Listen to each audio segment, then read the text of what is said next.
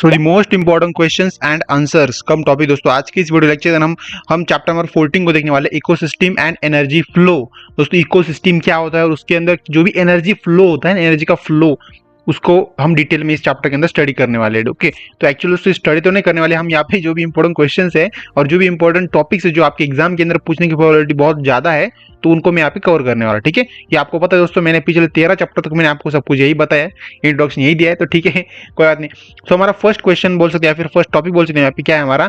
Okay, define ecological parameters and describe with example the parameters of a number of biomass. Okay, मतलब क्या होता है ecological parameter का आपको डिफिनेशन बतानी है, उसको डिस्क्राइब भी करना है, ठीक है, उसके एग्जांपल के साथ, एंड उसको parameter with number of biomass, उसके नंबर ऑफ बायोमास क्या होता है वो सब कुछ आपको यहाँ पे एक्सप्लेन करना है। ठीक है, देखो इकोलॉजिकल पैरामीटर क्या होता है, are graphical representation that shows the relationship between different tropical levels in ecosystem. ठीक है, डिफरेंट ट्रॉपिकल लेवल इकोसिस्टम जो है ना उसको कहते हैं वो एक ग्राफिकल लेवल के अंदर क्या होता है उसे रिप्रेजेंट करता है। Okay, they help in understanding the structure and function of ecosystem. Okay, मतलब ये हमें मदद करता है अंडरस्टैंड करने के लिए जो भी इकोसिस्टम का जो भी स्ट्रक्चर है, उसका जो भी फंक्शन है। ओके, तो उसको हमें अंडरस्टैंड करने के लिए मदद होता है क्योंकि ग्राफिकली दिखाता है ना, हमें ग्राफिकल रिप्रेजेंट करता है सब कुछ। Okay, this are the three main type of parameter. Okay, parameter के तीन मेन टाइप क्या है।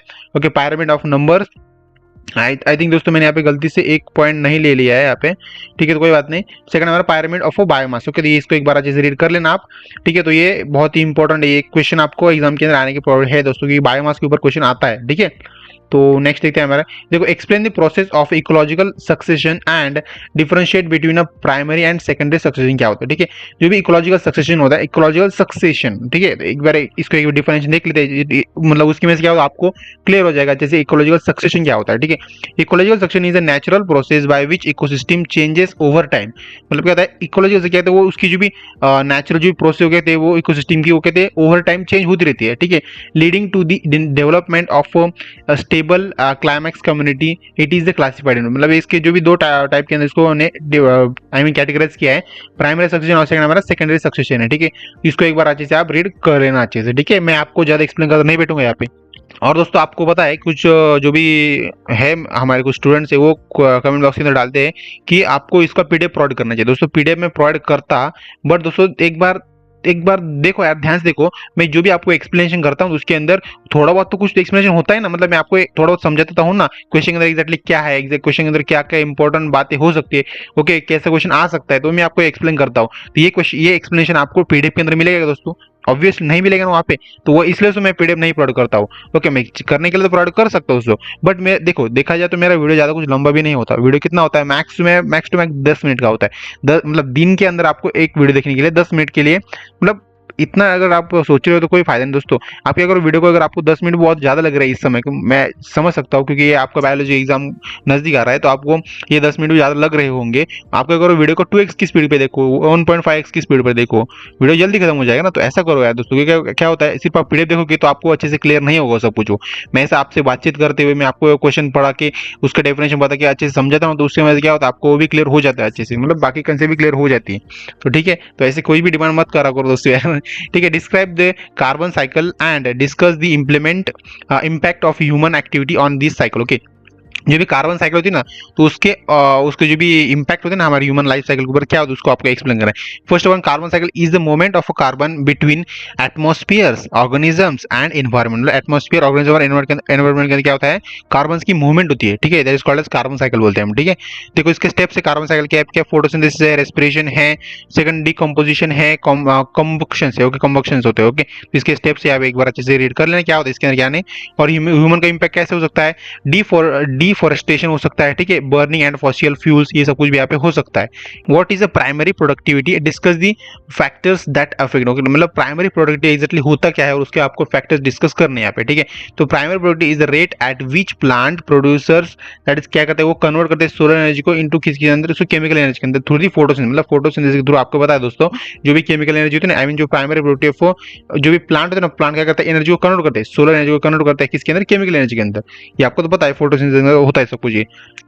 तो इसके अंदर हमारा क्या आता है, जीपीपी, दैट इज हमारा ग्रॉस प्राइमरी प्रोडक्टिविटी आती है, और सेकंड हमारा नेट प्राइमरी प्रोडक्टिविटी आती है दोस्तों, एनपीवी बोलते हैं उसे। ठीक है, तो एक बार अच्छे से यहाँ पे फैक्टर्स अफेक्टिंग प्राइमरी प्रोडक्ट क्या क्या होते हैं उससे कुछ यहाँ पे देख लेना, sunlight, temperature, water, nutrient availability, ये सब कुछ यहाँ पे रीड कर लेना चाहिए। Okay, define decomposition and explain it's step. मतलब जो भी डीकम्पोजिशन होता है, डीकम्पोजिशन मतलब क्या होता है, डीकम्पोज करते हैं उसे, मतलब क्या करते हैं उसे, is the process of breaking down करते हैं। ओके, डेड ऑर्गेनिक मटेरियल, जो भी डेड ऑर्गेनिक मटेरियल उसको हम ब्रेक डाउन करते हैं into simpler substances which helps recycle nutrients in ecosystem. Okay, वो हेल्प करता है मतलब जो भी न्यूट्रिएंट है उनको रिसाइकल करने के लिए, ठीक है, इकोसिस्टम के अंदर।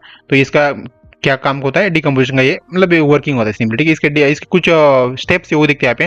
फ्रेगमेंटेशन होता है, लॉन्चिंग होता है, ओके, कैटेबोलिज्म होता है, और ह्यूमिफिकेशन होता है, ठीक है, और क्या होता है, मिनरलाइजेशन होता है। ओके, तो ये सब कुछ यहाँ पे अच्छे से रीड कर लेना है। सिर्फ मैंने यहाँ पे जो भी बुलेट पॉइंट है, जो भी मैंने किया आपको यहाँ पे, मेन कंसेप्ट यहाँ पे है, तो इसको एक बार अच्छे से रीड, मतलब मैंने आपको बता दिया, आपको डिटेल में खुद ही स्टडी करना दोस्तों। ओके, दोस्तों यहाँ पे second number, explain the energy flow of ecosystem and why it is under unidirectional. मतलब जो भी एनर्जी फ्लो होता है ना इकोसिस्टम का, तो वो यूनिडायरेक्शनल ही क्यों होता है दोस्तों। ओके, एनर्जी फ्लो क्या होता है, is the flow from the sun to produces. Sun क्या करता है, प्रोड्यूसर करता है, दैट इज कंज्यूमर करता है और डिकम्पोज होता है। Sun produces, okay, from the sun producer consumer and decompose. मतलब ऐसा इनका इकोसिस्टम क्या होता है, फ्लो होता है, ठीक है। प्रोड्यूसर क्या होता है, प्राइमरी कंज्यूमर क्या होता है, सेकेंडरी कंज्यूमर क्या होता है, टर्शियरी क्या होता है, और डिकम्पोज क्या होता है, एक बार अच्छे से रीड कर लेना। ओके, तो मैं टाइम वेस्ट नहीं करूंगा आपका भी और मेरा भी, ठीक है, क्योंकि मुझे और एक चैप्टर पढ़ना है, ये हमारा सेकंड लास्ट चैप्टर है, चैप्टर नंबर 15 है हमारा, बायोडाइवर्सिटी के ऊपर है कंप्लीट चैप्टर, उसको हमें यहाँ पे एक्सप्लेन, मतलब हमें यहाँ पे देखना है। ओके, तभी आपका क्या होगा, जो भी आईएमपी सीरीज होगा मेरे यहाँ पे फाइनली वो ऑफिशियली खत्म हो जाएगी, ठीक है। तो वो वीडियो भी दोस्तों आपको मिल ही जाएगा जल्द से जल्द, आपके एग्जाम के पहले ही मिल जाएगा वैसे। Okay, what are the ecological parameters and explain the parameters of energy and its significance. मतलब एग्जैक्टली सो इकोलॉजिकल पैरामीटर क्या होते हैं और उसकी जो भी आई थिंक दोस्तों ये क्वेश्चन हो गया है ना, आई थिंक नहीं ये क्वेश्चन नहीं हुआ। इकोलॉजिकल पैरामीटर क्या होते हैं और उसके में जो एनर्जी की जो फ्लो होता है ना, okay, parameter of energy and उसके सिग्निफिकेंस बताना। ओके, तो क्या होता है, ecological parameter is a graphical representation that represent the different tropical level of a term number biomass energy. Okay, तो आई थिंक ये दोस्तों मैंने क्वेश्चन रिपीट ले लिया, मे भी दोस्तों मुझे याद नहीं अच्छे से, बट मैं थोड़ा सा रिवाइंड करके एक बार देखना चाहता हूँ यहाँ पे कि मैंने क्या सच में क्वेश्चन रिपीट ले लिया है या फिर ये मेरा वहम है दोस्तों, ऐसा कुछ है दोस्तों। तो ठीक है, यहाँ पे describe the example of parameter example. Okay, ecological parameter आपको एक्सप्लेन करना था और उसके जो भी parameters of number of biomass ये आपको यहाँ पे एक्सप्लेन करना। ओके, तो ये दो कंसेप्ट उन्होंने बताए, तो उनको हमें एक्सप्लेन करना था। बट इस क्वेश्चन के अंदर उसको क्या दिया इन्होंने, इस क्वेश्चन के अंदर इन्होंने सिग्निफिकेंस बताया, मतलब पूछे हैं। तो यहाँ पे इन्होंने क्या पूछा है, explain the pyramid energy and its significance. Pyramid energy क्या होती है, उसका सिग्निफिकेंस आपको बताना है। ओके, तो पायरामिड एनर्जी आपका थर्ड टाइप है आपका किसका, इकोलॉजिकल पैरामिड्स का, ठीक है। तो वहाँ पे हमारे फर्स्ट स्लाइड के अंदर हमने वो मिस कर दिया था ना, तो यहाँ पे दे रखा है, ठीक है। तो ये इसका इकोलॉजिकल पैरामिड मैंने आपको बता दिया क्या होता है, एक representation of different tropical level in term of number biomass and energy, सब कुछ होता है, ठीक है। तो सेकंड हमारे last I think 8 number question, explain the concept of ecological efficiency and its role in energy transfer. मतलब जो भी इकोलॉजिकल एफिशिएंसी क्या होती है, ठीक है, और उसके जो भी एनर्जी ट्रांसफर का जो भी रोल है, तो वो एक्जैक्टली क्या होता है, ठीक है। तो आपको पता नहीं इकोलॉजिकल एफिशिएंसी मतलब क्या होता है, the percentage of the energy transfer from one topic level to next, मतलब एक से लेके दूसरे के तक जो भी एनर्जी ट्रांसफर होती है ना, तो उसे हम कहते हैं इकोलॉजिकल एफिशिएंसी बोलते हैं। क्योंकि यूजुअली 10% एफिशिएंसी होती है। एग्जांपल है हमारे यहाँ पे plant absorb 1000 kilo calories, okay, herbivorous क्या करता है, get 100 kilo calories and carnivorous क्या करता है 10 किलो कैलोरीज इतने एब्जॉर्ब करता है, ठीक है। इसका इंपैक्ट क्या होता है, limit the number of tropical level in a food chain. Okay, limit हो जाए, उनके अंदर लिमिट क्रिएट हो जाता है कि वो इतना ही कर पाता है, मतलब ये 1000 ही कर पाता है, ये 100 ही कर पाता है, ओके, ये 10 ही कर पाता है, तो इसका इनके अंदर लिमिट फॉर्म हो जाता है, ठीक है।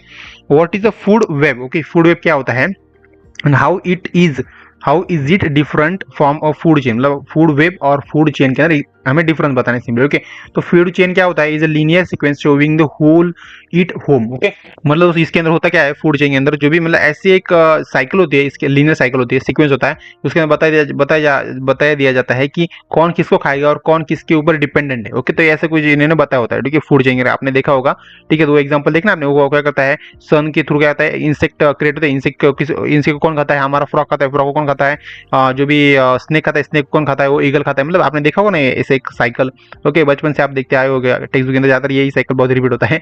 फूड वेब क्या होता है, is a network of interconnected food chain, interconnect होता है, शोइंग ऑल फीडिंग रिलेशनशिप, मतलब कौन किसको खिलाएगा, जो फीडिंग रिलेशनशिप है ना, वो यहाँ पे दिखाए जाते हैं, ठीक है।